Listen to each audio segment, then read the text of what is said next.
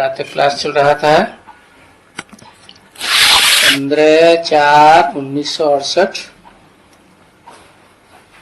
सोमवार को चौथी पेज के मध्य में बात चल रही थी कि तुम जानते हो कि देवताएं कैसे भ्रष्टाचारी बन गए और अपन को हिंदू कहलाने लगे।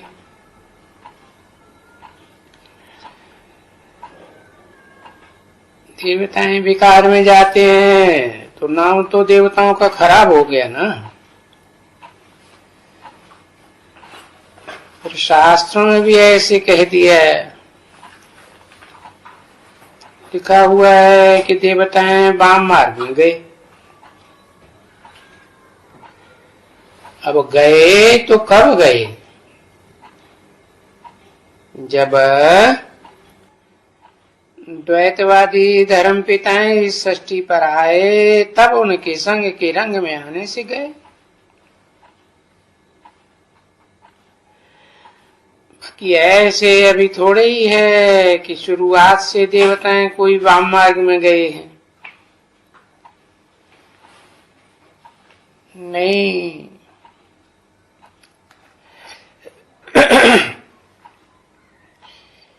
ये तो आत्माभिमानी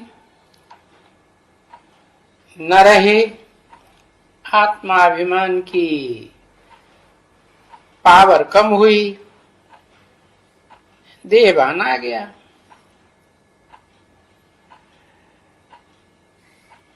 तब संग के रंग में आए।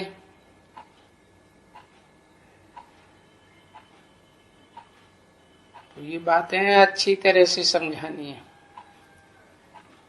समझ करके समझानी है। परंतु तब जबकि पहले निश्चय बुद्धि हो, बाप को याद करे। समझे ना? निश्चय बुद्धि वाले होंगे, अच्छे पक्के पक्के। जैसे तुम यहाँ कहते हो कि बाप को, ऐसे बाप को हमको मिलाओ ना।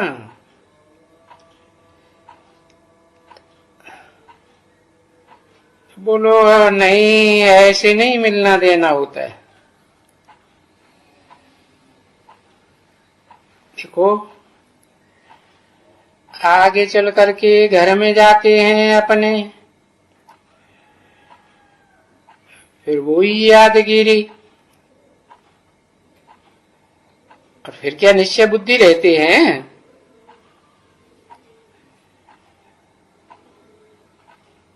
तो वहां से भी वो डुरा पे जाते रहते हैं और घर की याद सताती रहती है।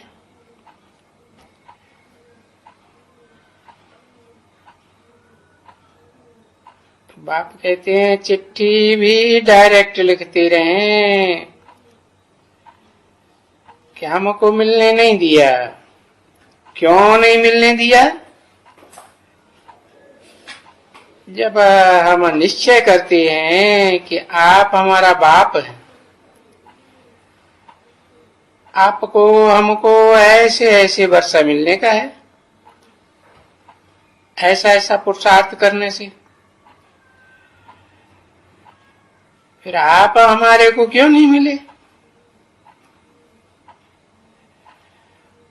अभी हम आपसे मिलने बगैर तो सेकंड भी नहीं रह सकते। समझा ना? क्योंकि सगाई के बाद मिलना तो होता है ना। तो अगर मिले नहीं तो तड़पते रहते। अभी देखो कुमारी होती है, उसी सगाई हो जाती है। वास्तव में कायदे मुजीब जब सगाई तब हो जब बुद्धिमान बनती है, माइनर की बात नहीं है, मेजर बन जाती है बुद्धि। जब सगाई के बाद फिर अगर टाइम पड़े तो अंदर में तड़पती रहेगी, लंबा टाइम सहन नहीं कर सकती। तो तुम्हारा भी ऐसे होता है। जब हम सगाई किया, याद किया हमारा तो बाप है, सब कुछ वही है।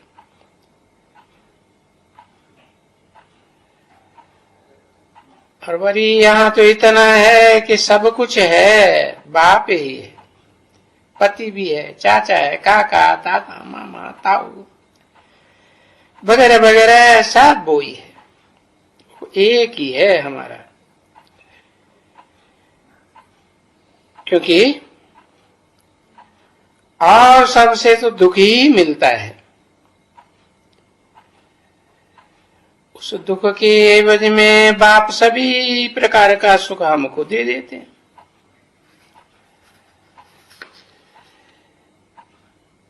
सब जो भी काके मामे चाचे होते हैं, होते तो फैमिली कम है पर सब एक दो को है। स्वर्ग में तो सुख देने वाले होते हैं ना,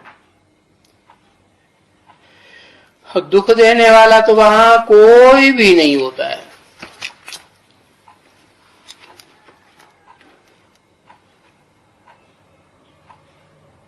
पंद्रह 4/1968 की प्रातः क्लास का 5वां पेज। तो इस बात की भी समझ देते हैं। और वहां जो भी मित्र संबंधी हैं, क्योंकि संबंध में अभी सुख के संबंध में तुम बंध रहे हो। संबंध तो सुख के लिए ही जोड़ा जाता है ना। और अभी तो ये जानते हो कि पहले तो हम दुख के बंधन में थे, अभी पुरुषोत्तम बनने का ये संगम युग ही एकदम अलग है। और इस युग का सिर्फ तुम बच्चों को मालूम है, और कोई तो समझाने से समझते भी नहीं है। क्योंकि आधा कल्प की जो बातें बुद्धि में शास्त्रों की बैठी हुई है ना, वो निकलती ही नहीं है। समझाएंगे भी बैठ करके अच्छी तरह से कि फिर कहेंगे कि हाँ राइट है, फिर भी घर में जाएंगे और वो सब भूल जाएंगे।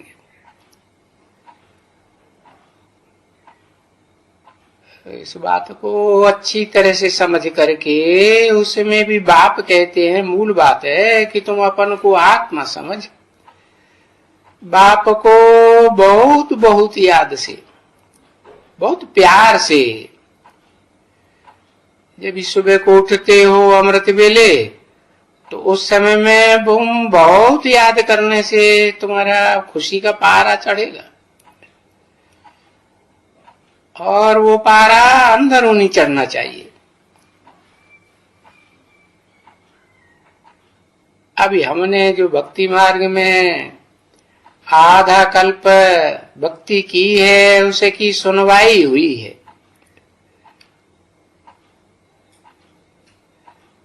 भक्ति करते करते करते अब ज्ञान भी मिला है बच्चों को कि हमने ही सबसे जास्ती भक्ति की है, बहुत तड़पते हैं।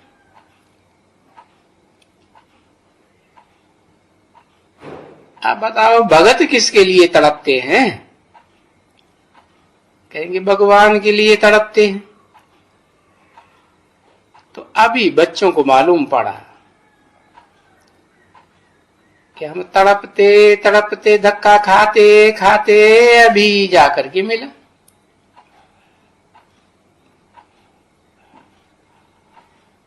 और निश्चय बुद्धि हुई कि मिला है ना, तो निश्चय बुद्धि वालों का तो फिर लब ही रहेगा जब तलक के पवित्र न बन जावे।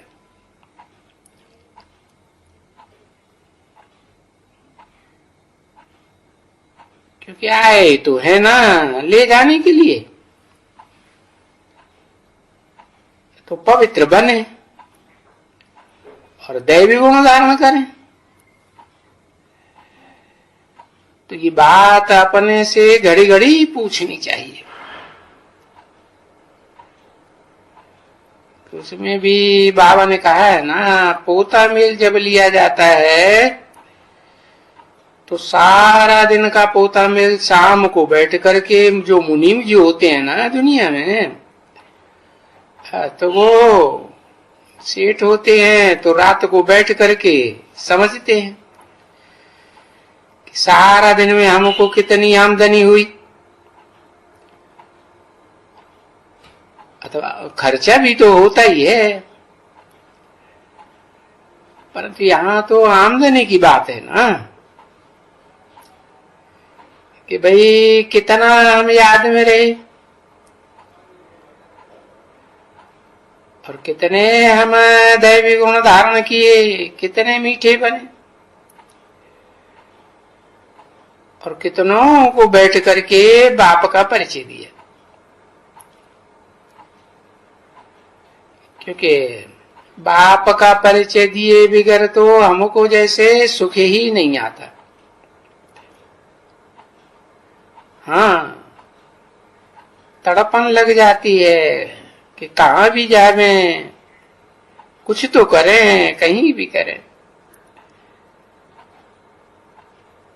भले कोई गाली भी देंगे।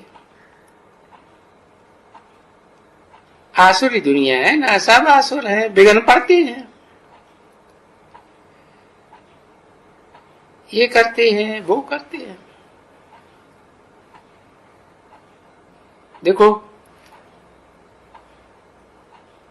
पवित्र रहने के लिए बच्चों को मारते हैं, सुनते रहते हो कि कितनी चिट्ठियां आती हैं बांधेलियों की। अब ऐसे कभी किसी के पास चिट्ठी आती होगी क्या? कोई साधु संत महात्मा को आती होगी क्या? अरे ये जो शास्त्र पढ़ाते हैं, तो देखो वहां तो पवित्रता की कोई बात ही नहीं, बिल्कुल नहीं। अगर जो ये पंडित और ये सन्यासी वगैरह पवित्र बनते हैं, अभी तुमको तो मालूम हुआ ये पवित्र बन फिर भी गर्भ में जाना है इनको, क्योंकि संस्कार तो वो ले जाते हैं ना।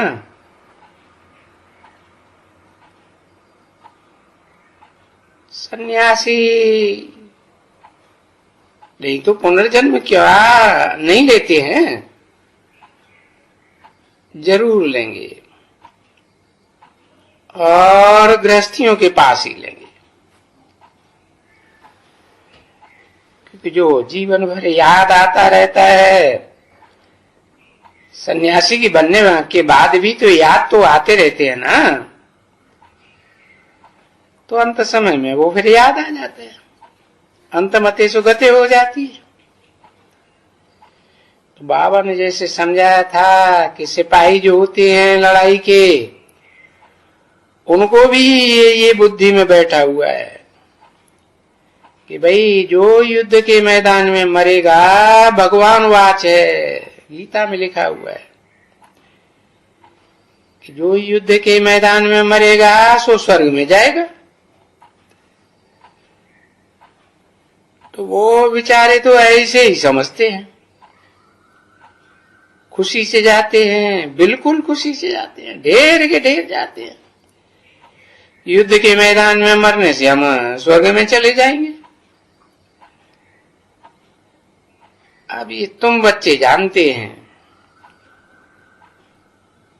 कि इस दुनिया में तो स्वर्ग है ही कहाँ, स्वर्ग में कोई जाते ही कहाँ है।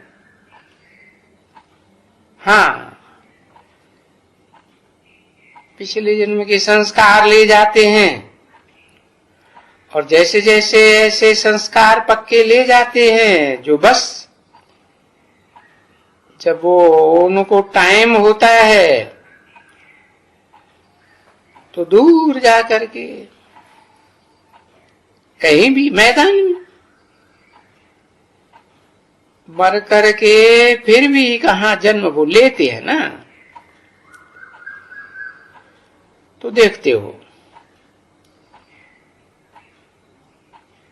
कि सेना में जो मेजर, कैप्टन और कमांडर और ये सिपाही कहाँ कहाँ से आते रहते, कितनी कितनी जगहों से आते हैं। अभी तुम सबको कह सकते हो कि यहां इस समय में कैसे जाएंगे,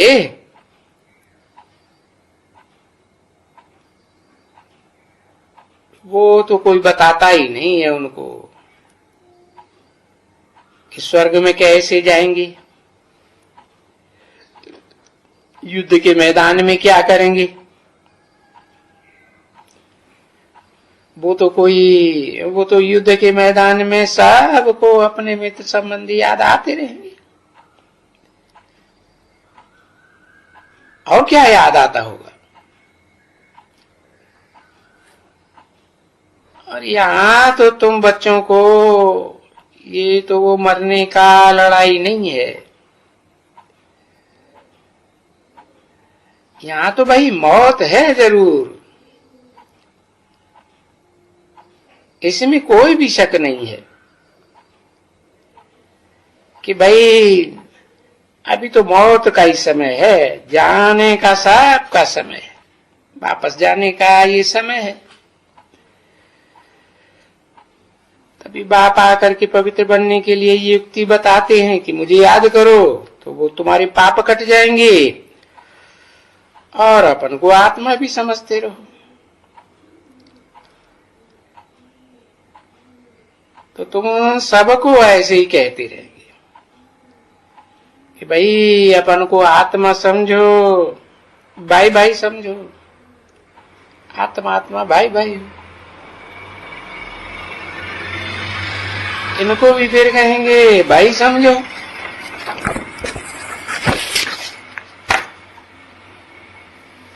आत्मा समझो। बाबा ने समझा है ना कि ये सब आत्मा है, और सब आत्माओं को अपने बाप से वर्षा मिलने का है।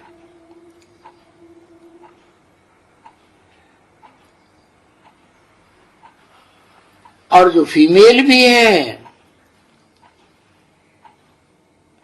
जो पुरुषार्थ करेंगे अपन को आत्मा समझ करके, वो भी इतना ही उच्च पद पावेंगे।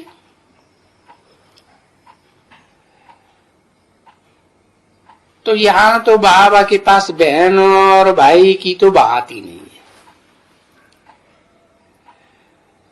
यहाँ तो फिर भाई भाई की बात है। ये जो कहते रहते हैं सब आपस में भाई भाई, हिंदू मुस्लिम सिख ईसाई,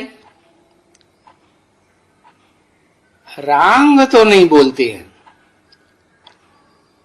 परंतु वो बोलते हैं और समझते कुछ भी नहीं है। और तुम तो समझते हो, तुम समझदार हो गए हो, वो तो बेसमझ है। थोड़ी बात में समझाना चाहिए, पहले खुद समझना चाहिए। और बाप कहते भी हैं वो है बेसमझ है, ये भाई भाई का अर्थ नहीं समझते कि भाई भाई भाई है तो किसका बच्चा है। भाई भाई पार्ट बजाते रहते हैं, अब जिसको भाई भाई का बाप समझा है, उनको तो तुमने क्या कर दिया, टिक कर भीतर में डाल दिया। ये सभी किया ना। तो अक्षर भी तो बड़े ठीक है ना, कुछ न कुछ अक्षर ठीक है। तो ये सभी पढ़ते हैं। जब भी शुरू करते हैं, गीता पढ़ते हैं, यदा यदा धर्मस्य, अभी यदा यदा ही धर्मस्य ग्लानिर्भवति, भारत में ग्लानि होती है धर्म की। तो उनका तुम कभी उनसे अर्थ भी तो पूछो। जानते तो कुछ भी नहीं है, बिल्कुल ही नहीं जानते हैं। कि जो बैठ करके और ये निंदा ग्लानि डिफेम करते रहते हैं ना बच्चे, ये भगवान को डिफेम करना है कि वो पत्थर ठिक्कर है, कण कण में है। तो इनको सजा तो मिलनी चाहिए ना बच्चे, परंतु नहीं। ये रूहानी बाप आकर के कोई सजा नहीं देते हैं। बाप तो कहते हैं मैं निष्काम सेवा करता हूं, मेरी कोई कामना नहीं है कि कोई मेरी ग्लानि करे या महिमा करे। ये बच्चे जानते हैं। ये दुनिया में मनुष्य तो बहुत है, और जो कुछ भी दान पुण्य आदि करते हैं तो समझते हैं कि हम तो निष्काम सेवा करते हैं, बल्कि हमारे पास इच्छा नहीं है। परंतु ऑटोमेटिकली फल तो जरूर मिलता है। अब देखो, भक्ति करते तो भक्तों को भगवान से फल मिलता है, इसमें निष्काम की तो कोई बात ही नहीं है। और निष्काम काम तो बाप आकर के समझाते रहते हैं। वो तो फिर एक ही है, सो हर एक बात में एक ही है। निष्काम सेवा वो एक ही करते हैं। ओम शांति।